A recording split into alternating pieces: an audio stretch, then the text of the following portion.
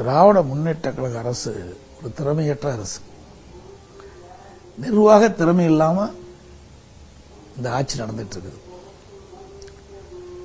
எப்பொழுதும் திராவிட முன்னேற்ற கழகம் இரட்டை வேடம் போடுகின்ற கட்சி. இன்றைக்கு திராவிட முன்னேற்ற கழக ஆட்சி அமைந்த பிறகு சமூக நீதி தமிழகத்திலே மறுக்கப்பட்டு விட்டது. இன்றைக்கு திண்டிவனம் பகுதியில் ஒரு நகராட்சியில் ஒரு நடந்த சம்பவம். நகராட்சியில் ஒரு ஜூனியர் அசிஸ்டன்ட் பணிபுரிந்திருக்கிறார். அவர் பட்டியலினத்தைச் சேர்ந்தவர்.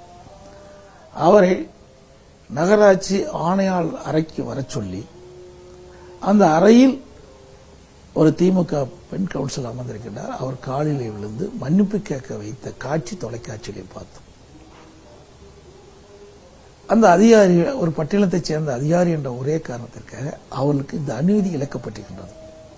அதே போல சேலம் மாவட்டம் மேட்டூர் நகராட்சிக்கு உட்பட்ட பகுதியில் ஒரு அரசு விழா நடைபெற்றது.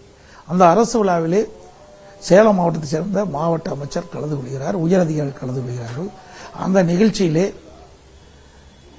நகரமன்ற துணைத் தலைவர் மாவட்ட அமைச்சர் அருகில் அமர்ந்திருக்கின்றார். நகரமன்ற தலைவர் பெண்மணி, அவர் பட்டியலத்தைச் சேர்ந்தவர். அவர் பின் வரிசையில் நின்று கொண்டிருக்கின்றார். ஆக பட்டியலத்தைச் சேர்ந்தவருக்கு எந்த அளவுக்கு அவமரியாதை பண்ணுகிறார் என்று இதிலிருந்து தெரிகிறது. ஆக இந்த ஆட்சியில் சமூக நீதி என்ற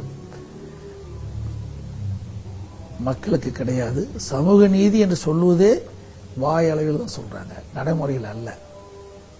இது அன்றாடம் நிகழ்கின்ற நிகழ்வு. அதே போல ஆணவ கொலைகள் தொடர்ந்து நடந்துகிட்டு இருக்குது. இது ஒரு செயலற்ற அரசாங்கம். ஏதாவது ஆணவ கொலை நடைபெற்று சொன்னால் அதுக்கு உரிய முறையில் விசாரணை மேற்கொள்ளப்பட்டு நடவடிக்கை எடுத்தால் இந்த நிகழ்வு தொடராது இருக்கும். இன்றைய ஆட்சியாளர்கள் பொறுத்த வரைக்கும் சட்ட ஒழுங்கா இருந்தாலும் சரி, இப்படிப்பட்ட சம்பவங்களாலும் சரி, அதையெல்லாம் கண்டுகொள்வதில்லை.